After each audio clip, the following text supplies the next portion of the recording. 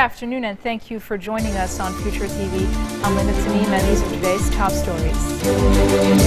Future Movement leader MP Saad Hariri meets with the ambassadors of the member countries of the International Support Group for Lebanon to discuss the $1 billion Saudi aid for Lebanese security forces. The Lebanese army enters Adsel as relatives of kidnapped soldiers and security forces issue a personal call for their release. President Barack Obama says he will not allow the United States to be dragged into another war in Iraq, but vows to continue airstrikes against self-declared jihadists in northern Iraq if necessary.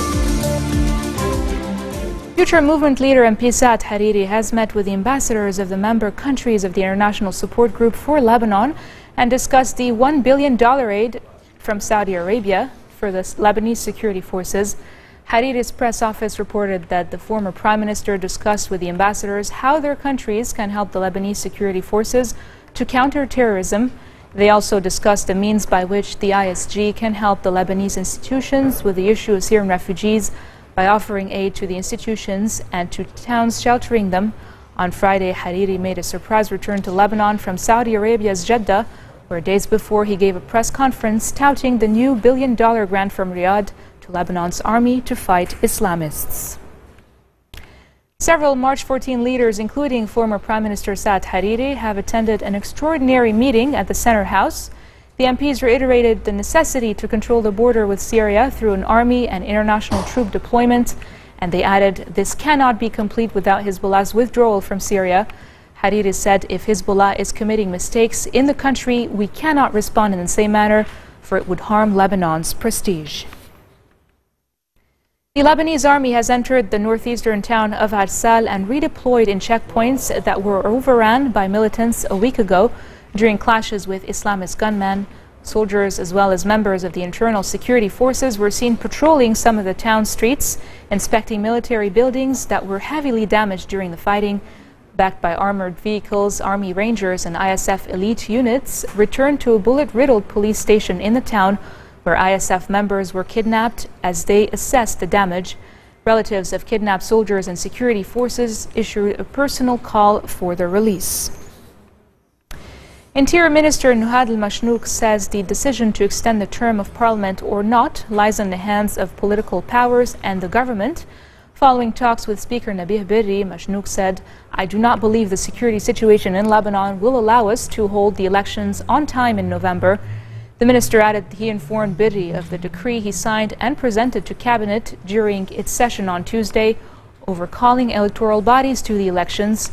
Berri had reiterated on Wednesday his rejection of the extension of Parliament's term for a second time, urging Mashnouk to carry out the preparations to hold the polls. He had stated in June that the parliamentary elections should take place as scheduled, even if a new president was not elected and MPs failed to agree on a new electoral law. Daily wage workers at the Électricité du Liban have forced the employees out of the company's premises and closed its doors as a sign of protest against the cabinet announcing 891 job vacancies for the company instead of 2,000. The workers also burned tires at the company's entrance. 2,000 daily wage workers have repeatedly protested, demanding to be hired as full-time employees. And in North Lebanon, firefighters succeeded in controlling a large fire that had erupted at warehouses in the port of the northern city of Tripoli. The national news agency says the fire broke out at warehouses of the Sanita company. The blaze destroyed 3 of the warehouses despite firefighters' efforts to extinguish it. The causes of the fire have yet to be determined.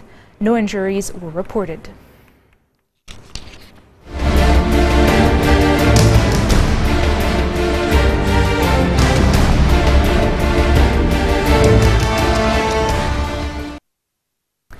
Israel has launched more than 20 aerial attacks in Gaza early this morning, bombing 3 mosques and houses and killing 5 people.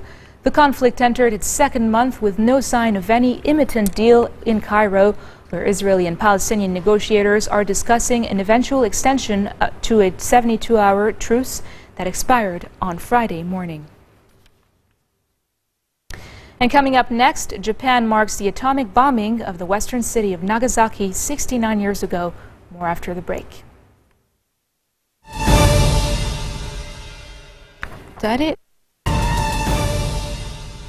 Welcome back. U.S. fighter jets have bombed positions of self-declared jihadists in northern Iraq in what the federal and Kurdish governments vowed would allow them to start clawing back areas lost in 2 months of conflict. President Barack Obama's order for the first airstrikes on Iraq since he put an end to U.S. occupation in 2011 came after fighters from the Islamic State group made massive gains on the ground, seizing a dam and forcing a mass exodus of religious minorities. The Pentagon on Friday said U.S. forces bombed an artillery position after the Islamic State attacked Kurdish regional government forces who are defending their capital, Erbil. The U.S. operation began with airdrops of food and water for thousands of people hiding from the group in a barren northern mountain range. White House Press Secretary Josh Earnest said the U.S. would consider airborne military support to back up Kurdish forces. I said in June, as the terrorist group ISIL began an advance across Iraq, that the United States would be prepared to take targeted military action in Iraq if and when we determined that the situation required it. In recent days, these terrorists have continued to move across Iraq and have neared the city of Erbil, where American diplomats and civilians serve at our consulate and American military personnel advise Iraqi forces. To stop the advance on Erbil, I've directed our military to take targeted strikes against ISIL terrorist convoys should they move toward the city. We intend to stay vigilant and take action if these terrorist forces threaten our personnel or facilities anywhere in Iraq, including our consulate in Erbil and our embassy in Baghdad. We're also providing urgent assistance to Iraqi government and Kurdish forces so they can more effectively wage the fight against ISIL. Second, at the request of the Iraqi government, we've begun operations to help save Iraqi civilians stranded on the mountain. As ISIL has marched across Iraq, it has waged a ruthless campaign against innocent Iraqis.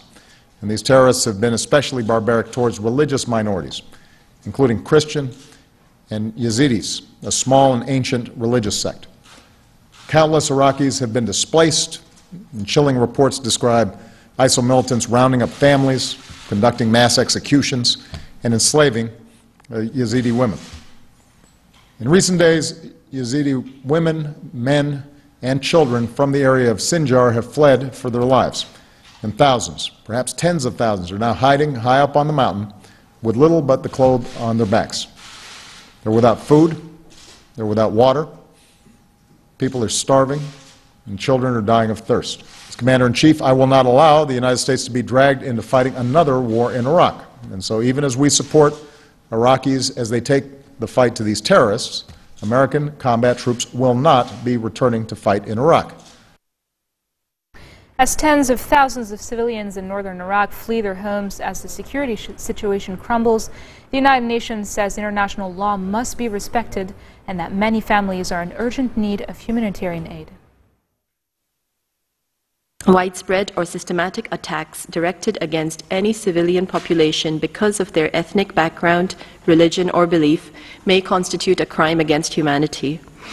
All parties, including ISIL and associated armed groups, must abide by international humanitarian law, including the obligation to protect the civilian population. IOM has identified some 176,150 families, so that's roughly 1,056,000 individuals in 1,381 locations throughout Iraq who are displaced. Now, over 54% of those people, that's some 94,000 families, of that total became displaced after June of this year. Many of the families who fled violence in Nineveh, Sinjar region in recent weeks are in urgent need of water, food and shelter. You know that there are very high temperature. It's very difficult to live in this type of condition and people are looking for water and food, and WFP is very concerned. The United States has warned Russia against using the humanitarian crisis in eastern Ukraine as a pretext for invasion, saying such a move would be completely unacceptable. The warning came after Russia proposed setting up humanitarian corridors to come to the aid of civilians in East Ukraine who are fleeing violence as Kiev's forces battle to retake the eastern city of Donetsk. U.S. Ambassador to the UN, Samantha Power, told the Security Council that international aid agencies were on the ground and helping civilians trapped between pro-Moscow rebels and Ukrainian forces. And now for news around the world in brief, an Egyptian court has issued a ruling dissolving the Freedom and Justice Party, the political wing of the banned Muslim Brotherhood. Today's ruling effectively bans the Brotherhood from formal participation in electoral politics. Japan has marked the atomic bombing of the western city of Nagasaki 69 years ago in the last days of World War II. At a memorial ceremony held in Nagasaki Peace Park, flowers were offered by visitors including Japanese Prime Minister Shinzo Abe and the U.S. Ambassador to Japan, Caroline Kennedy. The center of Tropical Storm Iselle made landfall on Hawaii's Big Island with strong winds and heavy rain, knocking down trees and causing power outages ahead of a more powerful storm gathering steam behind it. Officials say more than 1,200 people flocked to evacuation shelters across the Big Island. Pakistani activist Malala Yousafzai told an online audience that education is a precious opportunity that children in wealthy countries take for granted. In a live chat on Facebook with company's COO Sheryl Sandberg, Yousafzai said millions of children around the world don't have the option of going to school. Malala recounted a conversation she had with one girl whose aspirations were very simple. Have a listen. In the developing countries, there are so many children, like 57 million children, and especially girls who are out of school, whose only dream is to go to school, whose only dream is to get quality education. They do not wish for an Xbox, they do not wish for a PSP or any other thing. Their only wish is to get quality education. And they're struggling for it. Mozoon is 16 years old. She wants to become a journalist. She is in Zatari camp where there are 100,000 people. And out of those 100,000 people, there are 60,000 children. And for those children, there are only 3 schools. And she's going to one of those schools. And she loves education. And when I was asking her for her dreams, I said, like, do you want to be a rich woman? What's your dream? And her only dream was just to go back to her home and to be able to go to Syria, to be in a peaceful country, to live a happy life, and to help others. That was her only dream. I would tell the young people that I also thought that my voice cannot make a difference, but it did. And as I said, that there are so many figures in our history who did not think that there would be a change, that they would bring through their voice, but they did. And you should also believe in yourselves. You should trust yourselves, because you can do it. And you are the future generation. And just continue your struggle. People would not listen it for 1 month, for 2 years, for 3 years, but a day will come, they will. So continue your struggle and do not just be hopeless, because we all are together, you're not alone. And now we have social media, and social media is just like a tool. It really depends on us how we use it. So let's use social media as a platform for speaking up. Stray dogs roaming the Indian capital may soon find themselves attending police training school, with civic authorities planning to turn the animals into security dogs. Reports say New Delhi residents have long informally adopted some strays as watchdogs and fed them, but this marks the first formal plan to turn them into municipal security dogs. Delhi authorities said they would enlist police animal trainers to work with the strays and press the canines into service as guard dogs alongside a newly formed May I Help You city security force, which aims to assist the public and bolster safety. Dogs will be fed and vaccinated under the plan, welcomed by animal rights activists. This marks the end of our bulletin for today. Now for a reminder of our headlines. Future Movement leader MP Saad Hariri meets with the ambassadors of the member countries of the International Support Group for Lebanon to discuss the $1 billion aid from Saudi Arabia to Lebanese security forces. The Lebanese army enters Aysal as relatives of kidnapped soldiers and security forces issue a personal call for their release. And U.S. President Barack Obama says he will not allow the United States to be dragged into another war in Iraq, but vows to continue airstrikes against self-declared jihadists in the north of the country if necessary.